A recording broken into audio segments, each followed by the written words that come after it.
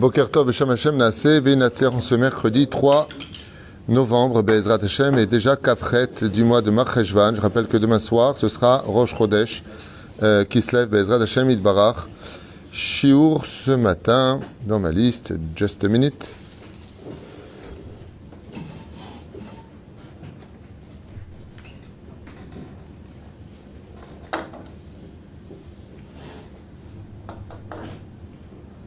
Juste un tout petit instant.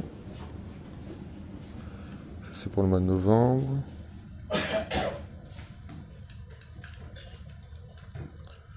Juste regarder juste un petit instant.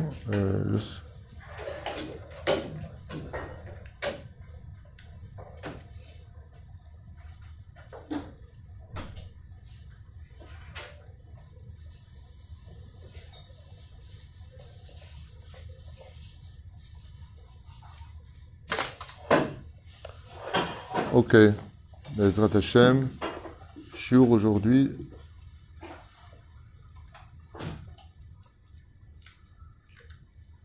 Ah, c'est pour demain soir, j'ai compris. Ok, c'est d'Argamour.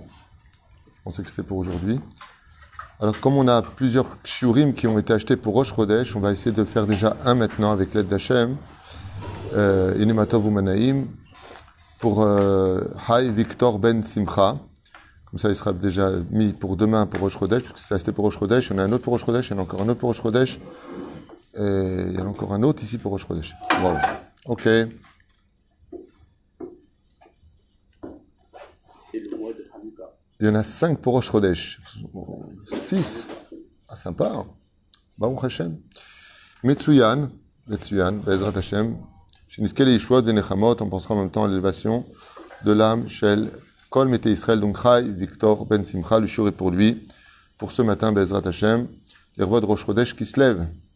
Que ce soit à l'avance, c'est pas un problème, bien au contraire, c'est même mieux.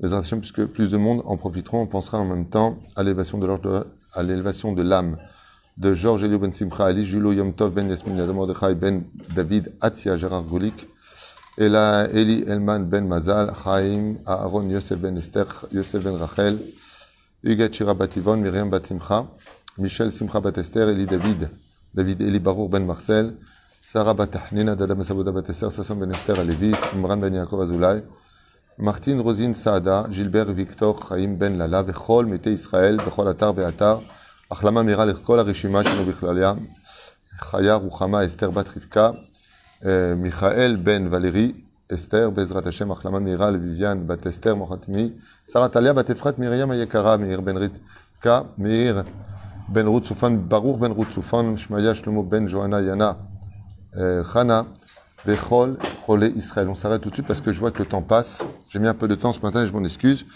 Mais il y a un truc très important à prendre des Zougot. Vous avez remarqué que la Torah, chers amis, nous parle beaucoup de la relation des couples. Beaucoup. Avec qui Abraham il s'est marié, comment ils ont vécu, où est-ce qu'ils ont été, leurs discussions. Dieu dit à Abraham, écoute la voix de ta femme. On voit Yitzhak, le Shidour, comment il s'est pas laissé, les conditions du Shidour, leur vie eux-mêmes, leur conflit avec le fait que dans cette paracha, on voit que Yitzhak est préposé à beaucoup plus bénir Esav que Yaakov et que Rivka n'est pas d'accord avec son mari. Et pourtant, on voit pas une seule dispute. C'est-à-dire que la Torah, hein, de façon très judicieuse, nous lance des messages et nous dit, est-ce que tu vois une seule fois qu'il y a eu des problèmes? Quand il y a eu un problème, il y a eu dans la Bible. Qui a divorcé de sa femme parce qu'il a estimé qu'elle avait dépassé des limites? Qui? Le roi David avec Michal, la fille du roi Shaoul. Quand elle lui a dit, tu danses comme ça, en tant que roi d'Israël, devant les enfants d'Israël, n'oublie pas que tu es le roi d'Israël, c'est pas comme ça qu'on danse.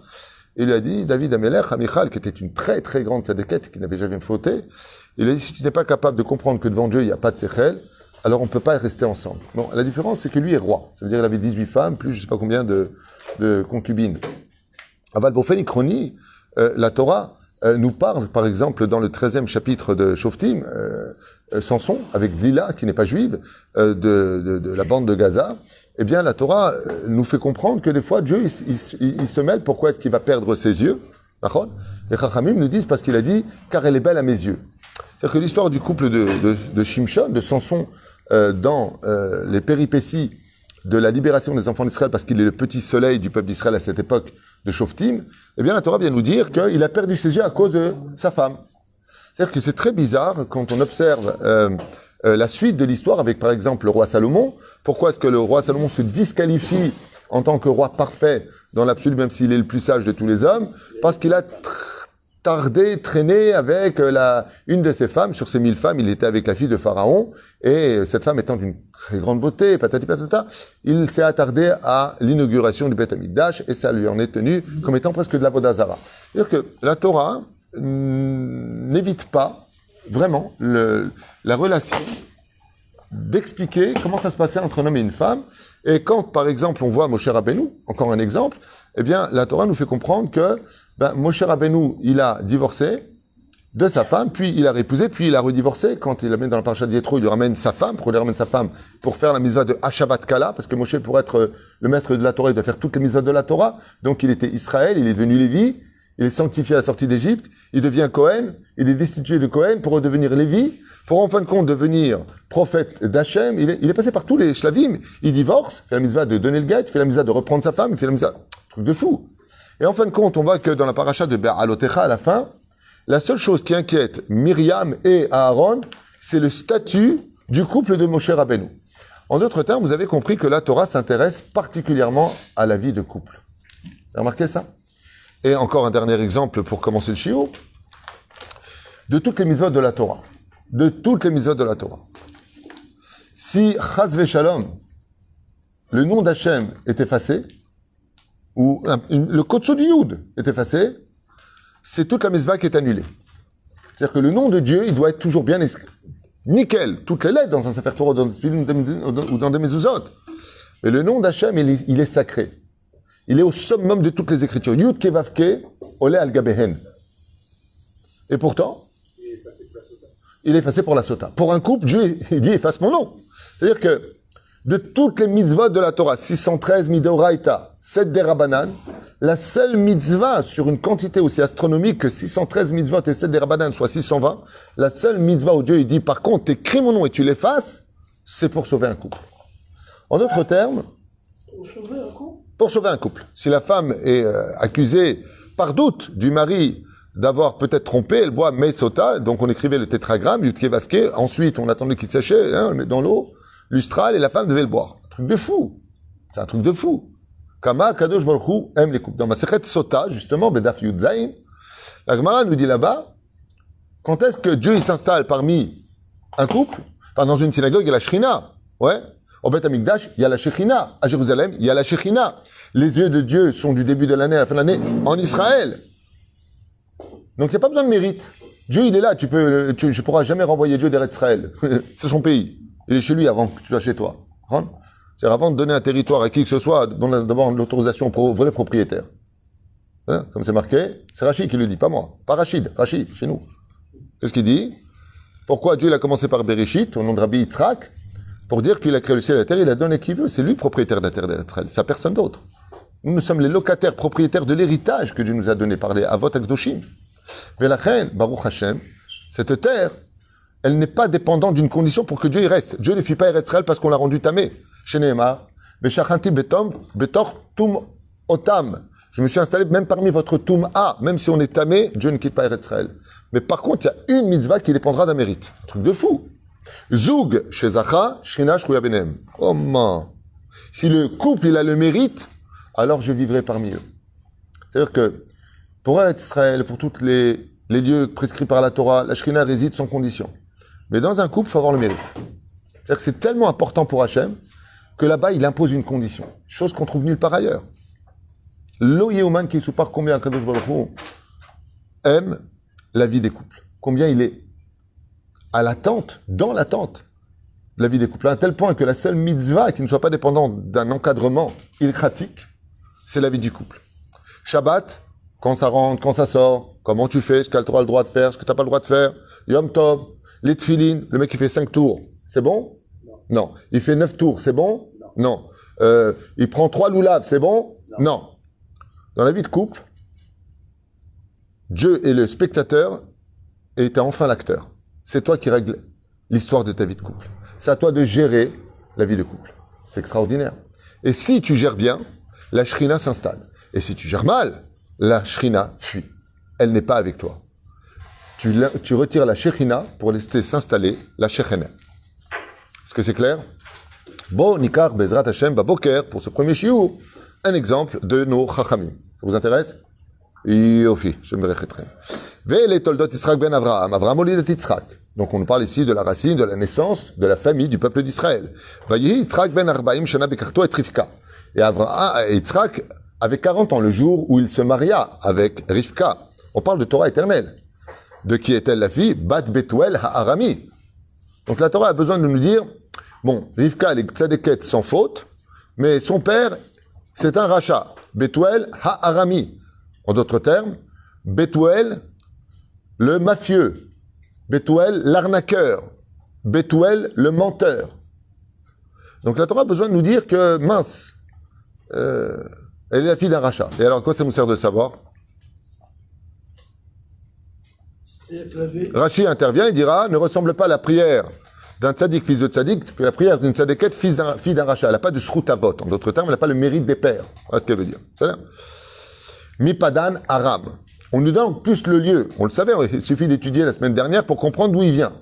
Pourquoi on nous dit de Padan Aram? Parce que là-bas, c'était tous des arnaqueurs. C'est-à-dire que Rivka, on la relève pour nous dire que elle a grandi parmi des ronces. Et c'est pour ça qu'on dit dans Shirachirim, j'ai vu une rose parmi des ronces, on parle de Rivka. C'est une rose parmi que des ronces. Imagine qu'il y a un buisson de ronces, tu as une rose, c'est Rivka. Donc pour vous dire quand même que Rivka, c'est pas n'importe qui, parce qu'elle n'a été ni influencée par sa propre famille. Comme dit la Gemara, si tu veux savoir qui est une femme, regarde qui est son frère, c'est la sœur de Lavan. Hein? Et elle est restée pure. Achot Lavan à Arami, donc vous voyez dans le texte on insiste, Lo Leisha. Il y a un yachas qui est extraordinaire, et je trouve ici qu'il y a une grande leçon de morale. Yitzhak Avinu Alav Shalom, qui est le sgan of fine, des sgan of femme des tzadikim, il s'est marié avec une femme, en d'autres termes, qui a grandi dans un monde de teshuva. C'est une grande leçon, des fois, il y a des gens qui te disent ah non, moi je ne pouvais pas prendre une convertie, je ne veux pas prendre une fille qui fait teshuva, je ne veux pas prendre une fille de ceci, je ne veux pas prendre une fille de cela. La Torah nous dit, c'est vrai qu'il y a un seder adifouyot, c'est vrai qu'il y a un... Mais c'est pas parce que tu as pris la fille d'un père qui était rachat et dont le frère est bandit, que la femme elle-même doit être dans le même panier. Et cette paracha vient nous dire, ne fais pas cette erreur. Vois qui est la personne elle-même. Elle-même. Alors c'est vrai que ça va heurter des choses. Par exemple, tes petits-enfants, quand tu vas les emmener chez les grands-parents, ça va être compliqué. Tonton, il va lui dire des choses dans l'oreille qui ne sont pas spécialement dues à l'éducation. Mais ce qu'il y a de très curieux, c'est qu'on voit que nulle part, il y a une fréquentation entre la famille de Rivka et la famille des Réchaïm. La Torah vient nous apprendre que quand on a grandi dans une famille de Réchaïm, et que tu fais tes chouvas et que tu vois que cette famille-là ne respecte pas ta Torah, éloigne-toi. Ne critique pas, ne juge pas, et tu as le droit de t'éloigner. C'est là. Pourquoi? Parce que l'éducation est une priorité sur tous les domaines. Mais ça, bien entendu, ça se fait uniquement avec la vie d'un rave, parce que c'est au cas par cas. Le mec, il dit, ouais, toi, t'es pas d'accord avec le lait et la viande 3 heures ou 6 heures, alors non. T'es pas de bêtises. C'est pas comme ça, je décide de. Il faut prendre la Torah. La Torah rapproche les familles, elle n'est pas là pour les éloigner. Il y a une chose que j'aimerais vraiment, l'horaire est soumettre l'Ibechem avec l'aide d'Hachem. Je vous demanderais vraiment d'écouter ce que je vais vous dire maintenant. Parce que, malheureusement, il y a beaucoup de maladresses qui sont faites au nom de la Torah. Et c'est pas la Torah. Il y a beaucoup de maladresses qui sont faites au nom de la Torah, et ce n'est pas la Torah.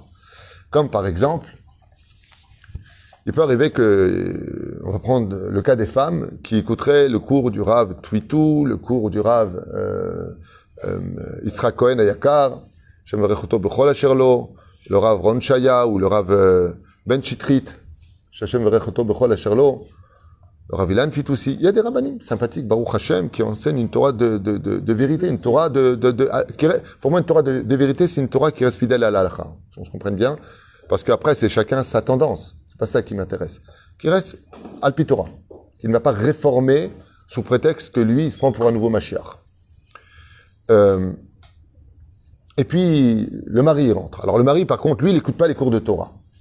Ce qui fait que ça va créer un décalage énorme entre la femme qui ne cesse d'évoluer, elle apprend des cours de Torah, elle commence à se renforcer, Et de l'autre côté, elle va commencer à perdre un peu d'estime vis-à-vis de son mari, qui lui, par contre, est toujours resté au même stade. Donc, qui stagne, recule. Donc, il y aura une espèce de décalage, et la femme devient, bizarrement, non plus d'être l'épouse, elle devient la ganénette, la policière. Ce que je dis pour la femme vis-à-vis de l'homme, c'est valable vis-à-vis de l'homme, vis-à-vis de la femme. Hein. L'homme, il va à des cours de Torah, et la femme, par contre, elle reste toujours en jupe courte. Elle l'a connue comme ça. Qu'est-ce que tu veux chez moi? Moi, j'ai jamais dit que je ferais un jour de tchouva. Là, t'es en train de me mettre une rassera, et ainsi de suite. D'accord? Et ça, ce que ça provoque, c'est des décisions très difficiles par la suite. Parce que, par exemple, quand le mec il rentre chez lui maintenant, et il entend la voix du Rav Tuitou. Et le matin, quand il est parti, elle a regardé aussi le cours en direct. Mais en plus, sa voix haute, ça veut dire haut-parleur. Le mec, il va lui dire, à un moment du mois, t'es marié avec lui ou quoi? Que ce soit le Rav Tuitou, le Rav Agé, le Rav Allemand, le Rav Yoli, peu importe quel Rav. Mais ça devient, dis-moi, il y a plus que la Torah dans ta vie? Bon, déjà, j'ai une bonne nouvelle. Oui, la vie, c'est que la Torah.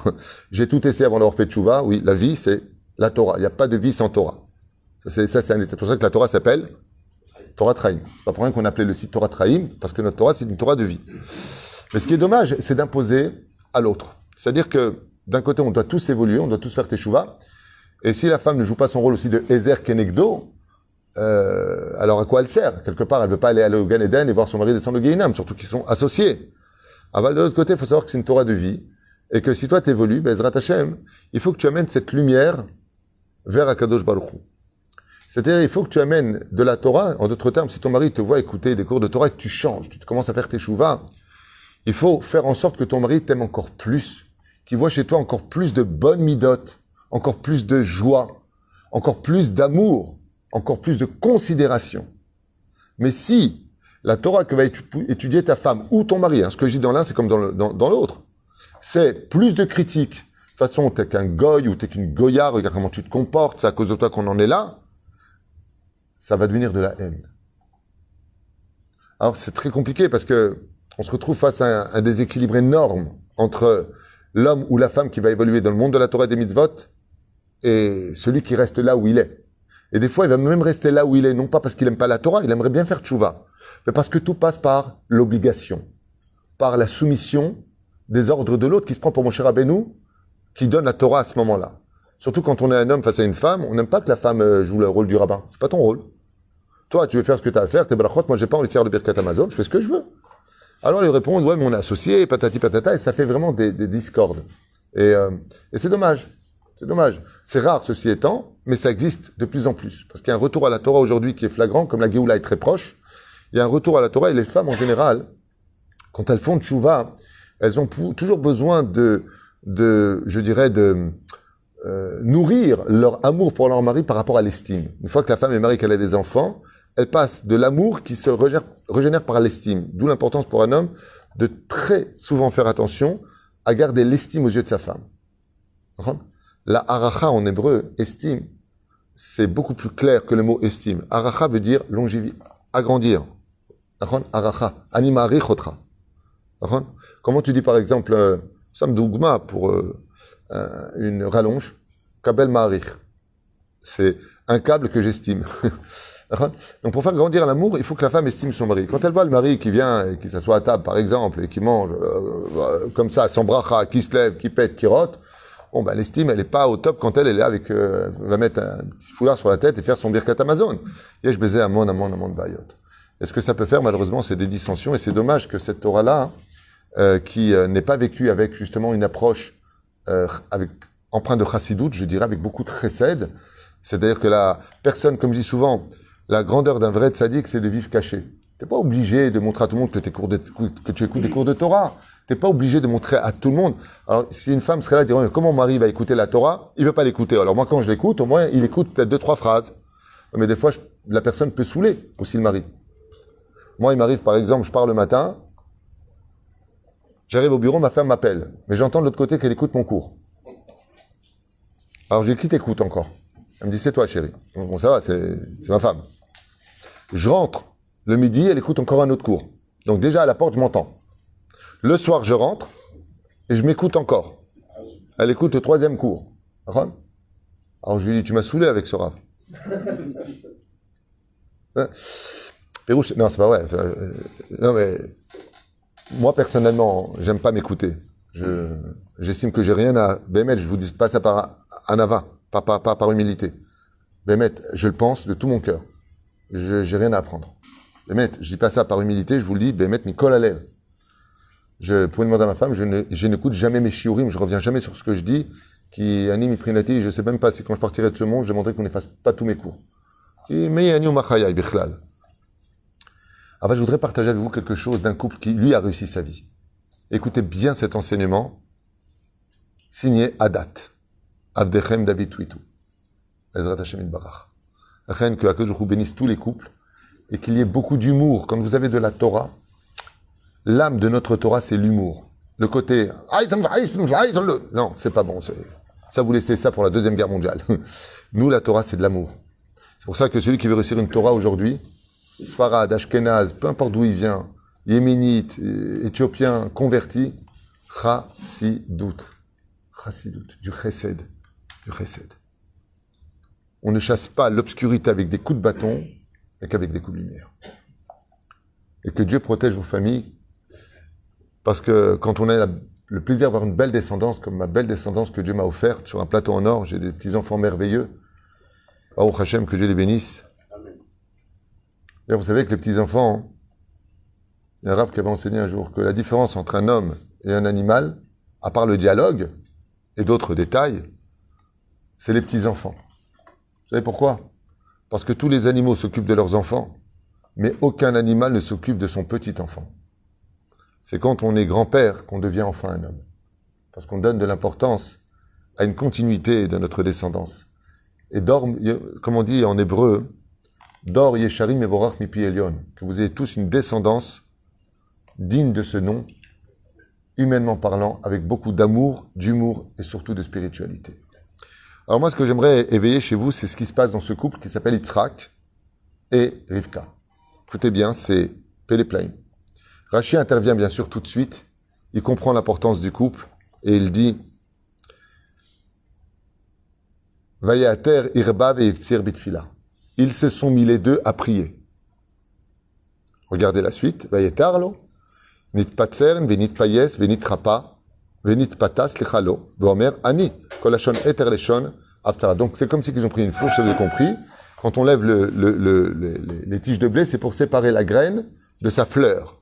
En d'autres termes, ils se sont mis chacun à prier. Rachi dit quelque chose d'incroyable.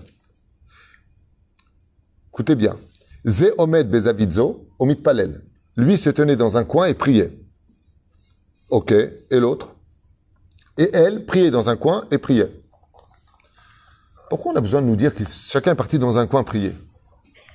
Ici, il y a un enseignement, Bémet, qui ferait pleurer les couples et faire une grande teshuva. Vous savez quelle était leur prière? Quand Rivka, elle a vu qu'elle n'arrivait pas à donner d'enfant à son mari, elle est partie prier pour Yitzhak. Elle a dit, bon, Shalom, prie pas pour moi. Moi, si tu veux pas que j'ai d'enfants, ce que toi tu veux, je veux. J'ai pas de problème. C'est pas pour moi que j'ai de la peine. C'est pas parce que j'ai pas d'enfants à quoi cher. C'est parce que j'ai pas été capable de donner à mon amour, à Yitzhak, une descendance. Fais-le pour lui. Yitzhak, maintenant, de son côté, il a les boules. Et pourquoi il pleure? Pourquoi il pleure? Il pleure pour Rivka. Il dit, ouais, elle doit être mal, ma femme. Chacun est parti prier dans son coin. Vous voyez, pourquoi la Torah nous parle de ça? Parce qu'il n'y en a pas un qui a pris la tête à l'autre. C'est de ta faute. Et si tu mettrais le kissouille, on aurait peut-être des enfants. Et si toi, tu allais prier le matin, on aurait peut-être plus de parnassa. Il n'y a pas de prise de tête. Chacun est parti prier pour l'autre. Chacun est parti prier pour l'autre. Il n'est pas parti prier pour lui. Il a eu de la peine. Les nochach ishto. La Torah nous dit les nochach. Pourquoi il est parti prier? Les nochach ishto. Pour sa femme. Pour relever sa femme. Le mec, il sort dehors, il prie pour sa parnassa. Bon Shalom, comment je vais nourrir mes enfants? Non. Change ta prière. Bon Shalom. Il nous doit de gâter son épouse. Ma femme est fatiguée, j'aimerais pour elle une bonne parnassa. C'est ce qui est parti faire Yitzhak.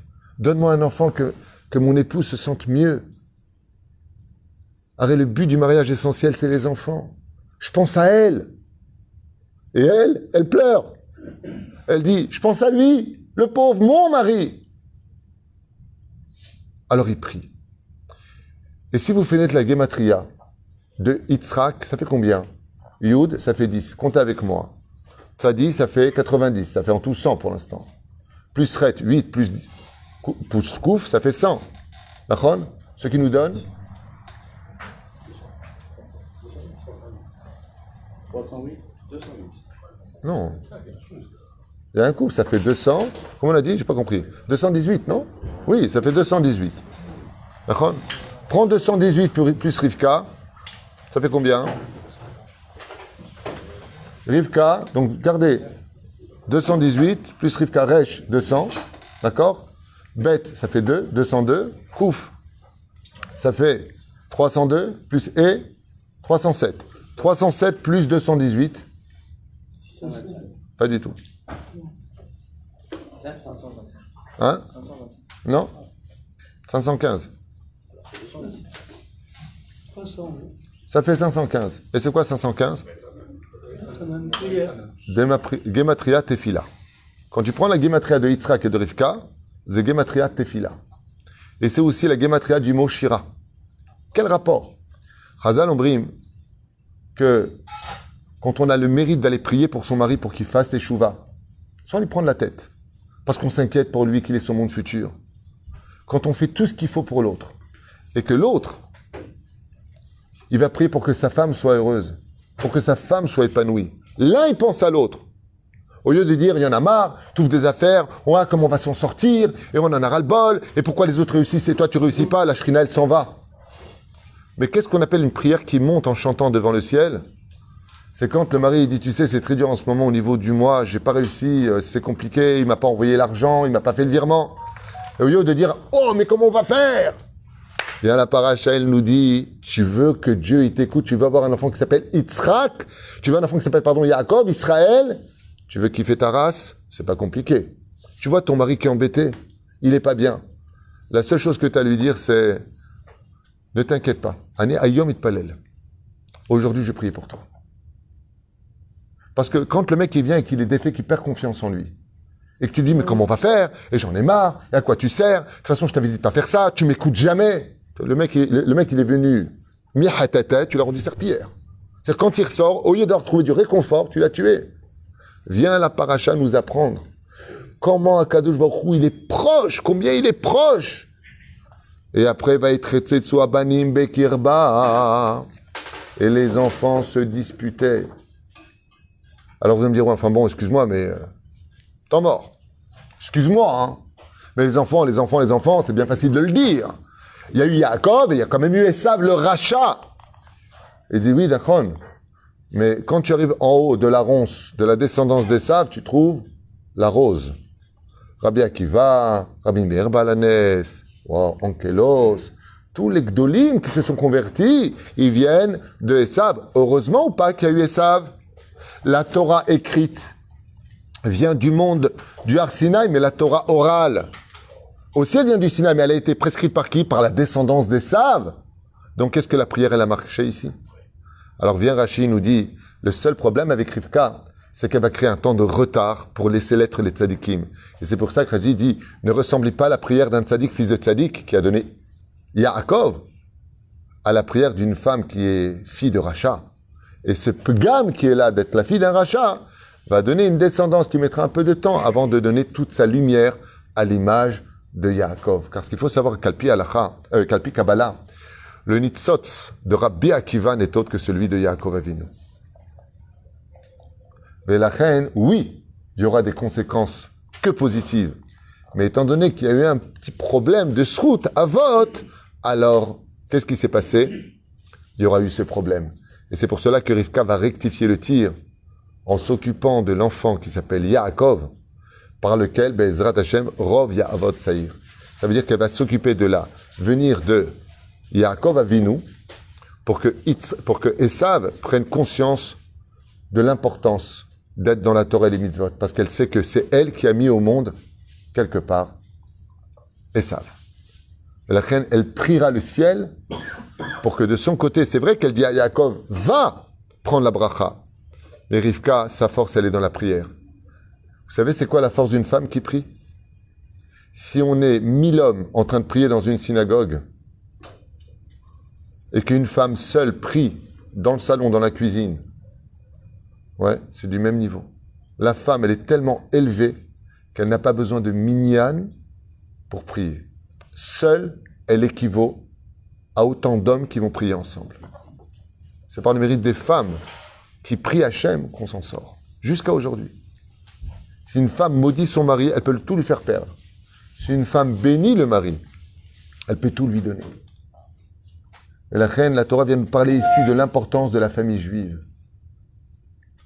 Est-ce que vous voyez des reproches? Bon, écoute, Rivka, excuse-moi, mais t'es stérile, ma fille.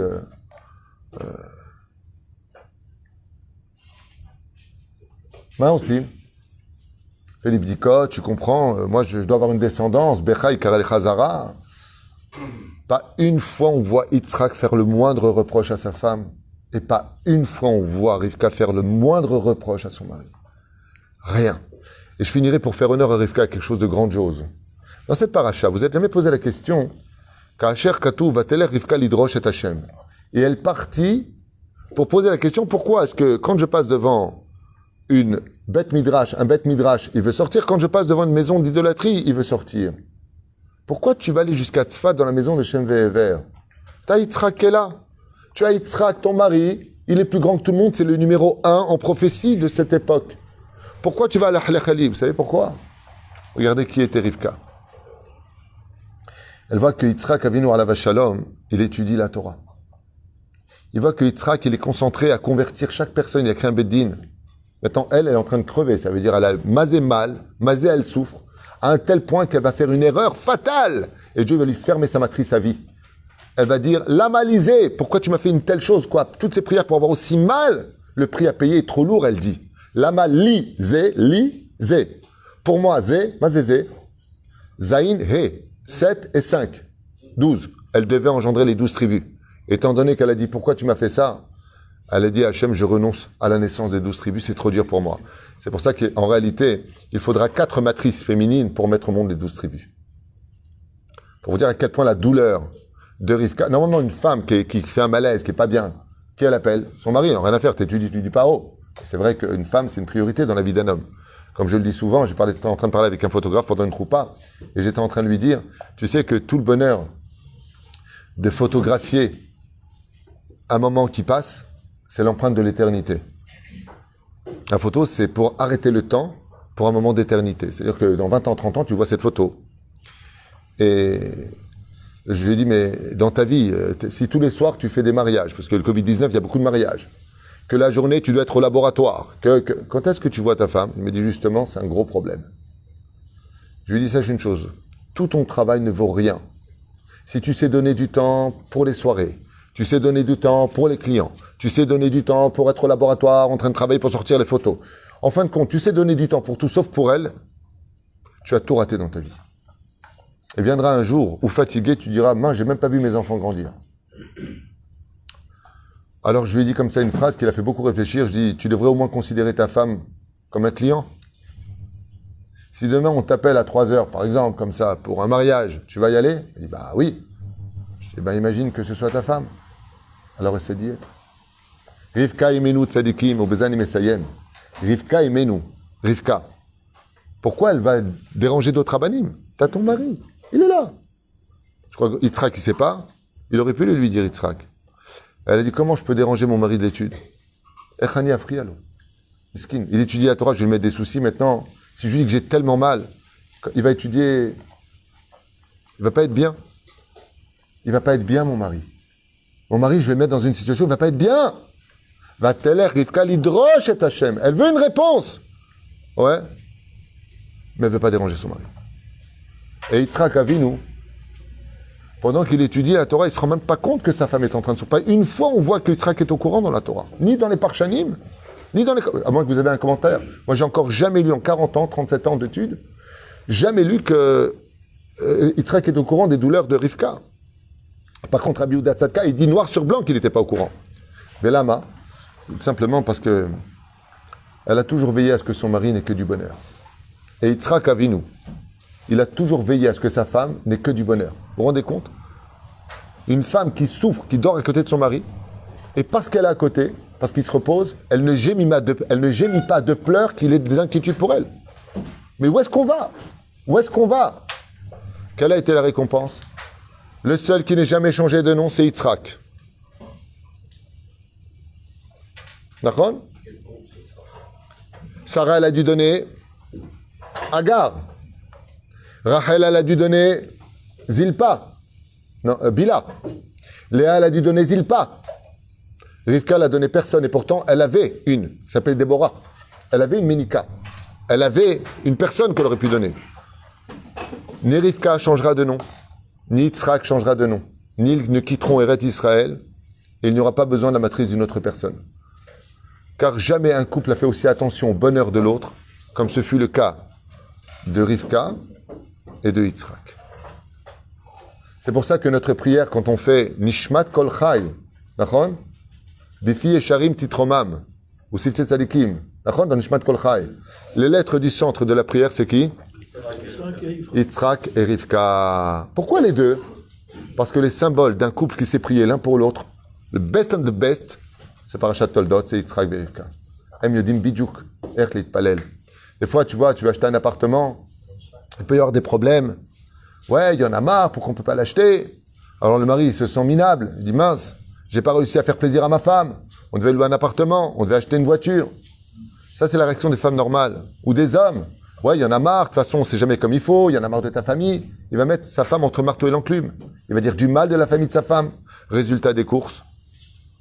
Un couple réussi, c'est celui qui arrête enfin de mettre son conjoint en un mot, et pas en deux, mal à l'aise, dans la souffrance.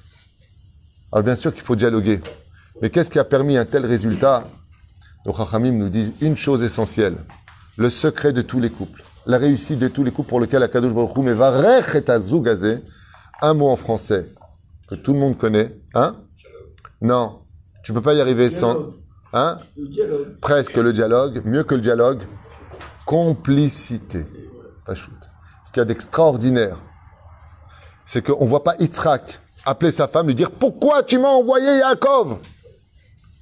Ben, moi, je sais pas, la vérité, je veux bénir un fils, ma femme, elle m'envoie un autre. Après la réunion, après que c'est fait, Efka, Valérie, viens ici, je veux te parler, Makara. T'as dit, lama, toi, c'est d'avoir casé. Pourquoi t'es pas venu me voir? Pourquoi tu m'as pas dit que Esav, c'était un vrai rachat? Pourquoi tu m'as pas dit que ta volonté, c'était de bénir, faire bénir Yaakov? Pourquoi ils parlent pas? Vous savez où est leur secret? C'est qu'ils sont tellement complices dans leur vie, Yitzhak et Rivka, que Yitzhak n'a aucun doute que si sa femme l'a fait, elle a eu raison de le faire, j'ai confiance en elle. Ma femme et moi, c'est vraiment un. Pas de façon idéologique. Si ma femme, par exemple, t'a dit, tiens, va faire tel et tel truc, et le mec dit, ah non, ta femme, elle dit de pas le faire. Alors, qu'est-ce qu'on va faire, nous? Moi, je comprends pas, tu contredis ton mari, c'est qu'une femme cachère, c'est celle qui écoute la voix de son mari, et la prochaine fois, tu te mêles de tes affaires. Ça, c'est un couple qui n'a pas de bracha. Pourquoi elle est passée comme ça? Pourquoi elle n'a pas dit directement à Esav, à Israël, plutôt que de passer par un superfuge, quoi, pour lui dire, voilà, bah tiens, Yaakov plutôt que Esav, elle a un peu trompé son mari dans l'idée. Parce qu'il y a un proverbe qui dit « Avec les tordus, sois tordu ». Étant donné que Esav a arnaqué son père en soi-disant comment on prélève le maaser sur la paille et sur le sel, chose sur laquelle il y a Dafka pas de maaser, elle a compris qu'avec lui, il faut être 2 fois plus malin. Et surtout que, de qui plus est, comment dire, on bat le feu par le feu, Nachon. Quand tu te fais mordre, dit la Gemara, par un chien galeux, qu'est-ce que tu dois manger pour guérir vite? Le foie du chien galeux. C'est le foie, là où il y a la coagulation de sang. La Gemara, elle te dit, pour t'en sortir, si tu veux pas mourir, faut que tu manges du foie du chien. En d'autres termes, avec le tordu, tu as le droit d'être tordu. Il y a des gens qui comprennent pas autrement que de cette façon-là. Donc, comme il s'appelle Yaakov, c'est un très grand secret dans ce nom-là. Yaakov, Akev. Akev, pas Maïm, tu m'as eu. D'accord? Bah, sauf qu'est-ce qu'il reconnaît que c'est de la droiture. Donc, la question qui est posée, regarde Rachi sur place, il est venu, il lui dit, est-ce que tu es Esav? Oui, je suis Esav, ton aîné. Rachi, il dit, Bechokmeta. Il reprend le mot d'Ankelos, qui dit qu'il n'est pas venu mentir. Il est venu avec intelligence. Avec les gens tordus, faut pas faire preuve de vérité, il faut faire preuve de sagesse. Sois intelligent avec les gens. Sois intelligent. Les gens qui sont tordus, de mauvaise foi, ça sert à rien d'être émette. Non, papa, je suis Yaakov, ton fils, parce que notre fils est un rachat. Pourquoi il lui dit pas? Parce que Rivka, elle fait tellement attention à l'honneur de son mari que d'aller lui annoncer qu'elle a un fils qui est rachat, ce sera la dernière chose qu'elle ira faire. Elle ne peut pas le lui dire parce qu'elle va faire du mal à son mari en lui disant « Je vais dire la vérité, ton fils est un voleur, un violeur, un menteur et un ceci et cela. » Elle pourrait les lui dire en tant que mère. Mais est-ce que Yitzhak va être affligé? Rivka a dit une chose. La dernière personne au monde qui affligera mon mari, qui fera du mal à mon mari, c'est moi. Et quand Dieu il voit ça, il dit t'inquiète pas Rivka, de Esav sortira aussi la Torah orale par Rabbi Akiva, Rabbi Meir Balanès et tous les autres. Baruch Adonai l'olam, amen, amen.